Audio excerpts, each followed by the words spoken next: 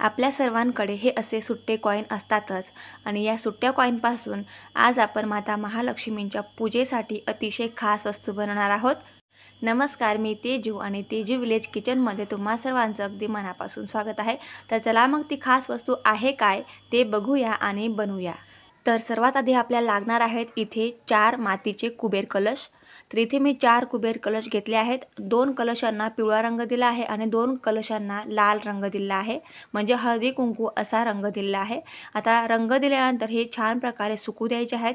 सुकल्यानंतर अशा पद्धतीने आपण इयरबड्सने किंवा मग तुमच्याकडे लहान ब्रश असेल तर ब्रशने अशा पद्धतीने छोटे छोटे डॉट करून डिझाइन करून घ्यायचे आहे। तुम्हाला वेगळ्या प्रकारची डिझाइन येत असेल तर तशा पद्धतीने केली तरी सुद्धा चालेल, किंवा मग तुमच्याकडे वेगवेगळ्या प्रकारची कुंदन असतील, काही खडे असतील, मणी असतील, ते चिपकवले तरी सुद्धा चालतील। तर इथे मी अशा पद्धतीने छान डेकोरेशन करून घेतले आहे। दोघंही पिवळ्या कलशांना मी सारखाच रंग देते आहे, सारखीच डिझाइन करते आहे आणि जे लाल कलश आहेत ना त्यांना सुद्धा वरती किनारीला पिवळ्या रंगाचे डॉट दिले आहेत आणि जी मधली साईड आहे ना त्याला आपण छान प्रकारे अशा पद्धतीने छान छोटे छोटे कुंदन लावून घेणार आहोत। इथे माझ्याकडे अशा पद्धतीचे कुंदन होते तर मी इथे चिपकून घेते आहे। एक कुंदन वेगळा आणि एक कुंदन वेगळा अशा पद्धतीने छान डेकोरेशन करून घेते आहे। तुम्ही सुद्धा तुमच्याकडे अशा प्रकारचे कुंदन असतील किंवा आरशा असतील किंवा अजून काही वेगळे खडे असतील किंवा मग ब्लाऊजची लेस असेल त्या पद्धतीने तुम्ही चिपकून छान प्रकारे डेकोरेशन करू शकतात।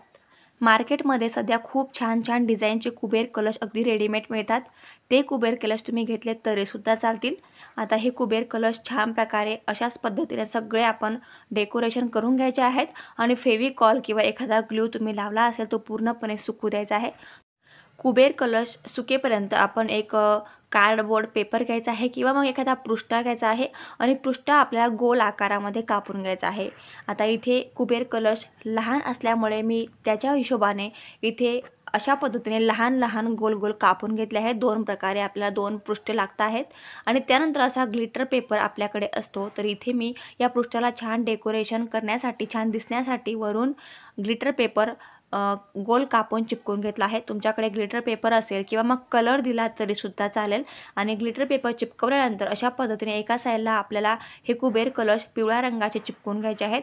चिपकवल्यानंतर इथे आपण लाल रंगाचे कुबेर कलश घ्यायचे आहे। त्यामध्ये आपल्या अशा पद्धतीने न्यूजपेपर किंवा एखादा कागद असेल तो कागद आपल्या अशा पद्धतीने मध्ये टाकायचा आहे आणि अशा पद्धतीने व्हिडिओमध्ये दाखवल्याप्रमाणे आपण पिवळ्या रंगाच्या कुबेर कलशवर लाल रंगाचा कुबेर कलश छान प्रकारे तिरकस व्यवस्थित सेट करायचा आहे। कलश व्यवस्थित सेट होण्यासाठी तुम्ही एमसीलचा किंवा फेविकॉलचा वापर करू शकतात।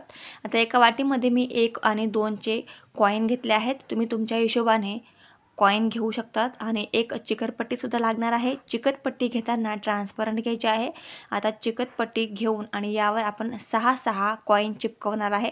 जर तुमचा कुबेर कलश खूप उंच असेल तर त्या हिशोबाने तुम्ही चिकटपट्टीला जेवढे मावतील तेवढे कॉईन तुम्ही चिपकवू शकतात।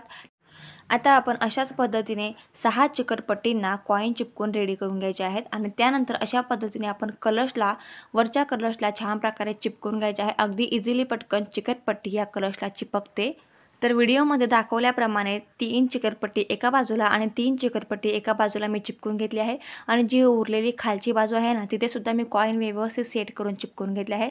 तर बघा ना काय मस्त कॉईन पॉट कुबेर कलश आपला तयार झाला आहे। तर तुम्ही सुद्धा कुबेर कलश तयार करून माता महालक्ष्मी पूजेसाठी जेव्हाही आपण उपवास करतो मार्गशीर्ष महिन्यातले, जेव्हाही आपण वैभव लक्ष्मी मातेचे उपवास करतो तेव्हा अशा पद्धतीने माता महालक्ष्मींची प्रतिमा, मूर्ती अशा पद्धतीने मध्ये ठेवायची आहे आणि आजूबाजूला कुबेर कलश मांडून छान प्रकारे डेकोरेशन करून माता महालक्ष्मींची पूजा करूया। तुम्हाला या व्हिडिओमध्ये दाखवल्याप्रमाणे कमल आसन आवडले असेल, व्हिडिओ बघायचा असेल तर लिंक मी डिस्क्रिप्शन बॉक्समध्ये नक्की टाकून देते। तुम्हाला व्हिडिओ आवडला असेल तर प्लीज एक लाईक नक्की करा, चॅनलला सबस्क्राईब करा। आता भेटूया पुढच्या व्हिडिओमध्ये। थँक्यू।